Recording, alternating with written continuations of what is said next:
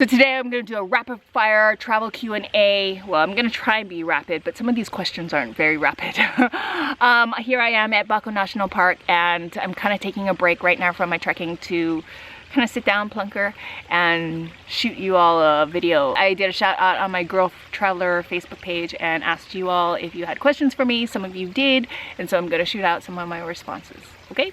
So here we go. If I can't finish it here because I need to keep going or whatever it is, then I will continue my Q&A from the next location. First question comes from Cami Cole, who asks, I would love to know how you make and stay within your budget. Have you adjusted it since you've started? Yes, I have adjusted it since I've started. When you're traveling for a longer period of time, budget definitely is the most important thing. Keeping on it is a hard thing, especially if you're going through different countries and you find your needs kind of shifting. Whew, sorry, it's sweaty and hot here. Everyone has their own different ways of making their budget. Some people have a ballpark idea. Some people allow themselves to spend only a certain amount per day. Some people keep track of it religiously, all the things that they purchase, you know, at the end of the day to see how they're spending it. What I've been trying these days is giving myself a daily budget to stay within. So I take out a certain amount of money, put it in my wallet, and that's the money that I will use for the day. If I come in under, then great. If I want to go over, too bad. If I want to go over, then it means that there's some kind of purchase that I really feel like I need to buy, which is going to be necessary to my travel, and that I might make an exception for. This one comes from Bonnie Ann. It says, I really enjoy your videos. You've got travel chutzpah mojo. Thank you. A bit of a broad question. What is it that makes you turn towards discomfort when you travel? Is it intense curiosity, a sense of adventure, or not wanting to be too comfortable or too settled? Well, it's probably all of those. What makes me turn towards discomfort when I travel? It's intense boredom, intense fear that I'm not doing as much or living as much as I possibly could, and intense curiosity. It's a lot of intensity, and from that it kind of propels me into doing something that's kind of out of my comfort zone. I do want to explore. I want to see as much as I can see and kind of like milk my time. I think I use that in my head a lot. Chris, you have to milk your time. I want to make the most of my time when I'm here, because who knows when I'm going to be passing through again.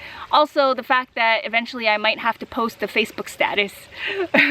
Intense fear of seeming lame.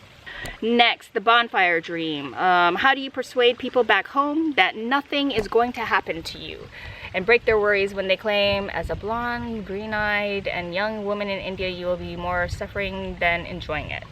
Volunteering is great, but you will be exploited, and chances are that something is going to happen to you.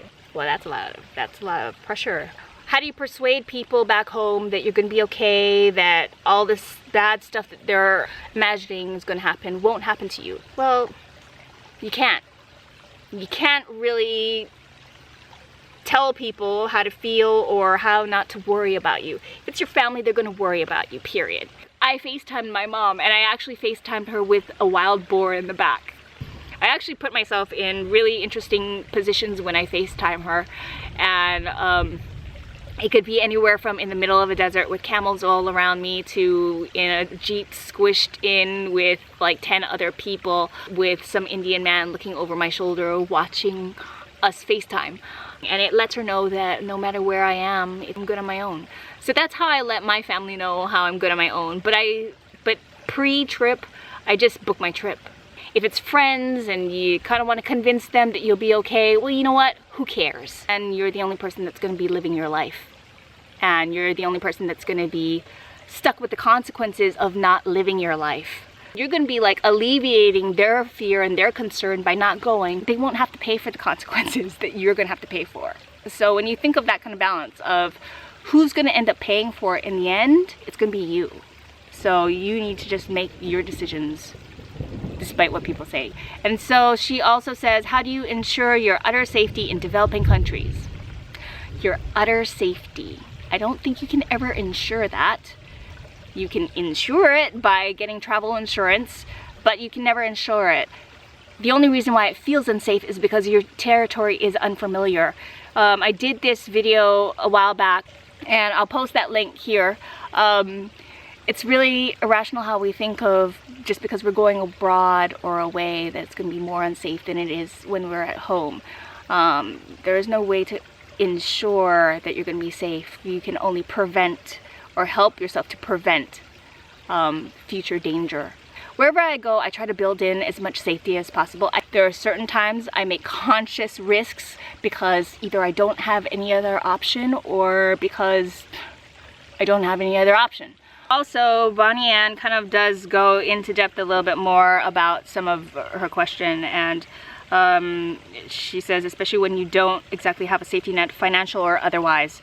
It's one of my pet peeves regarding travel adventure series or shows. A supposed solo adventurer goes into a remote or dangerous area. Her point is that when you watch these travel shows and the solo traveler goes off into their adventure, they actually have like a sound man and a camera person and a producer. You didn't know that. There are at least 3 people there, probably even a PA, and there is insurance on it, you know, as well as a stipend for meals and all that fun and lovely stuff. And I know that because I work in video production and I have worked on some travel shows. The travel hosts, yeah, their job is to deliver the entertainment, the information, the excitement, and a little bit of the acting. While their job is adventurous, the real meat and bones behind that, I would say, would be the cameraman, because he's the one who has to capture all the action.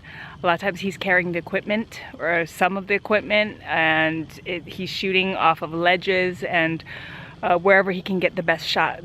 If you see the person talking, if you see the host talking like this, they've not got a selfie stick. It's a person. It's a person who's being led backwards by another person who has their back, making sure that that camera person does not fall into a ditch somewhere or twist his ankle or drop the camera. On one hand, yes, travel shows do have a safety net for their travel host. On the other hand, it's not as good as you think it is. You're one of the camera PAs or one of the PAs on a travel show, and that's a different story also, because you have to be the Sherpa to all the equipment. That means part of your brain, as you walk through things like this, part of your brain is thinking to yourself, why the fuck did they choose this location? Fuck. If I fall, all this equipment goes tumbling with me. Oh boy, what if I fall? Shit like that goes through your brain. I wouldn't even look at the travel host at that point. Times like that, you gotta admire the crew. Hope you enjoyed this video. If you did, give me a thumbs up or like, subscribe to my channel. And until then, I'll see you on the road. Travel safe, smart, and fun. May the grrr be with you. Whew, okay, mop up my face. Should have done that before I press record.